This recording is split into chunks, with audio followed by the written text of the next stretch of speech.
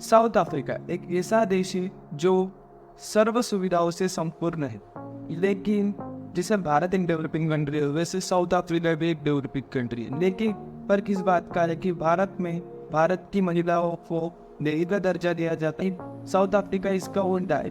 South Africa में वहाँ की ही वुमेन वहाँ के स्ट्रीट से फील नहीं करते। अगर पिछले कुछ 2-4 सालों की बात करें तो 100% ऑफ फीमेल में से 25% ऑफ फीमेल ही रात को अकेले जाने में सेफ फील करती है, बची हुई 75% ऑफ फीमेल अनसेफ फील करती है। ऐसा क्या है और साउथ अफ्रीका क्यों महिलाओं के लिए अनसेफ है, जानेंगे आज की इस वीडियो में।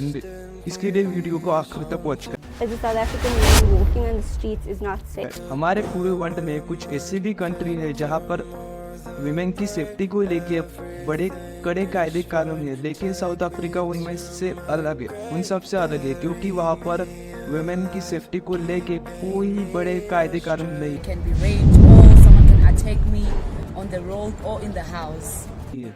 हाल ही में वर्ल्ड पॉपुलेशन रिव्यू की तरफ से एक सर्वे किया गया जिसमें पता चला कि साउथ अफ्रीका की 25% ऑफ वुमेन रात को अकेले बाहर निकलने में सेफ फील करती है, बाकी बची 75% ऑफ वुमेन रात को बाहर निकलने में अनसेफ फील करती है, क्योंकि उनके मन में डर बना रहता है कि उनके साथ सेक्सुअल हरासमेंट, ह्यूमिलेशन और अब्डक्शन ना हो जाए।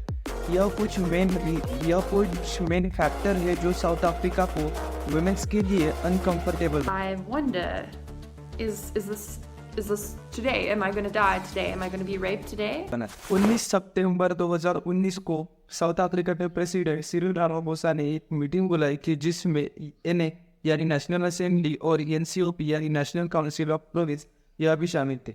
उसके बाद साउथ अफ्रीका के प्रेसिडेंट यानी सिरिल रामाफोसा ने मेंबर ऑफ पार्लियामेंट से कहा कि हमारे पूरे साउथ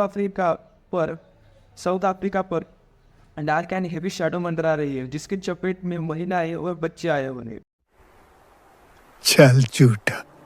अब यह बात कह कौन रहा है? साउथ अफ्रीका का प्रेसिडेंट, जिसको अपने देश की विमेन की सेफ्टी को लेके कड़े कायदे कानून बनाने चाहिए, वो क्या कह रहा है कि हमारे पूरे देश पे डार्क एंड हेवी शैडो बढ़ रहा है। मैं उनसे एक बात कहना चाहूंगा कि क्या काला जादू करके प्रेसिडेंट बने हो क्या?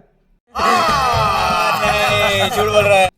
जहाँ आपको वुमेन सेफ्टी को लेके कड़े कायदे कानून बनाने चाहिए, वहाँ आप ये सब कह रहे हो, गशी तो नहीं हो ना? पूछ क्या? उसके बाद उन्होंने 2018 का रेफरेंस लेते हुए कहा कि 2700 और 1000 ऑफ चिल्ड्रन दूसरे के हाथ से मारे। उसके बाद उन्होंने बताया कि हर दिन South African police 100 of rape case रोज रिपोर्ट होते हैं। उसके बाद उन्होंने बताया कि जो महिला 18 साल से ज़्यादा है यानी 18+ है, उन्होंने फिजिकल वायलेंस एक्सपीरियंस किया है by his own partner. What the hell is going in south Africa? अब जो मैंने आपको डाटा बताया 2019 का था, आपको लगा होगा यह सब होने के बाद साउथ अफ्रीका के गवर्नमेंट ने कुछ कड़े कायदे कानून बनाए होंगे वुमेन सेफ्टी को लेके, तो कुछ हुआ होगा। लेकिन अब जब हम 2022 की डाटा की तरफ आते हैं तो यह कुछ अलग ही दिखा। साउथ अफ्रीका के पुलिस मिनिस्टर या डिकी सेटे, इन्होंने 2022 में एक डाटा रिलीज किया था जिसमें 2022 के पहले 3 महीनों में लगभग 6083 मर्डर हुए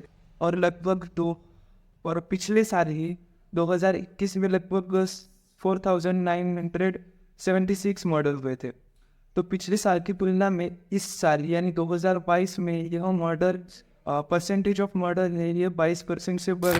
अगर मैं इस टॉपिक पर बात कर ही रहा हूँ तो आपको एक बात भी बता दूँ, हमारा भारत भी कहीं पीछे है नहीं। हम प्राउड से कहते हैं कि भारत की महिलाएं भारत में सेफ हैं।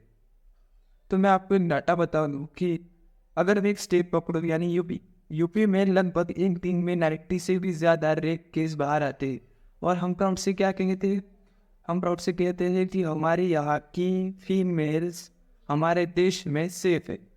यह है सेफ्टी। अब मैं आपको एक एग्जांपल से बताता हूँ। अभी हाल ही में कोलकाता डॉक्टर रेप केस हुआ था। किसने उस बहन के लिए आवाज़ उठाई थी? किसी ने भी नहीं। पर इंस्टाग्राम पर स्टोरी सभी ने लगाई थी। अभी मैंने हाल ही में एक वीडियो देखा था जिसमें एक लड़का जिसको कोलकाता डॉक्टर रेप के बारे में कुछ भी नहीं पता, उसके इंस्टा फीड पर एक रील आई कोलकाता डॉक्टर रेप केस के बारे में। उसने वो स्टोरी लगा के उसके नीचे लिख दिया बेटी बचा। वह स्टोरी लगाने के एक डेढ़ मिनट के बाद वह इंस्टाग्राम पे छोटे कपड़े वाली लड़कियों की रील देख रहा था। तो भाई मैं आपको बता दूँ, लड़कियों को लेके अपना थॉट बदलो, गर्ल्स आर नॉट ऑब्जेक्ट। अगर आपको यह वीडियो इंफॉर्मेटिव लगा हो तो हमारे चैनल को ज़रूर सब्सक्राइब कीजिएगा और मिलती है आपसे एक नई वीडियो। Thank you.